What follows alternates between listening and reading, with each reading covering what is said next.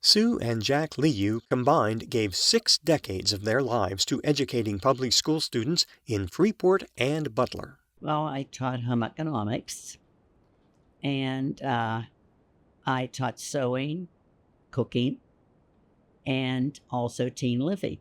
I taught geography and social studies. I started out as a geography teacher in the junior high school at the 7th and 8th grade level. Sue continued her love of sewing outside the classroom, including sewing these costumes, one of which Jack wore while their 3 children were growing up. Jack found an entirely new talent after he retired, making these woodcuts.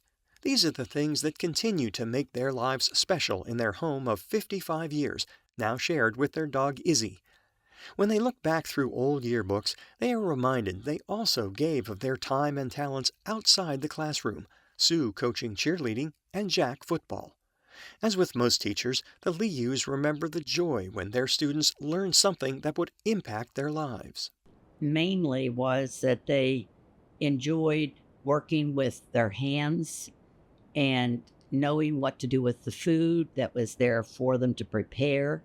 And then in the sewing classes, ending up with something they could wear or give to somebody. And the excitement of it, I think, just the excitement of being able to do these things. Living on 2 public school teachers' incomes meant there wasn't much extra money around, but the Lehews are proud of how they managed.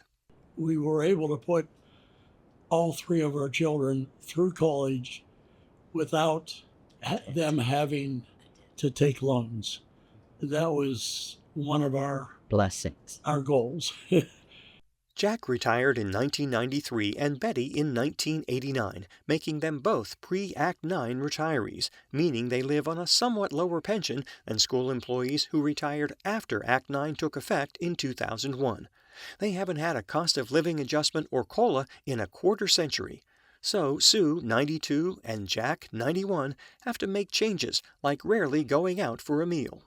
But you just cut back, on what you do. And we don't do a lot. But the Lehews fear expenses could force them out of the home they love. We've spent a lifetime here and we've raised our children in this house, and we'd both like to, if possible, if the circumstances can change, but we'd like to stay here until the very end. Jack says he feels let down by state legislators.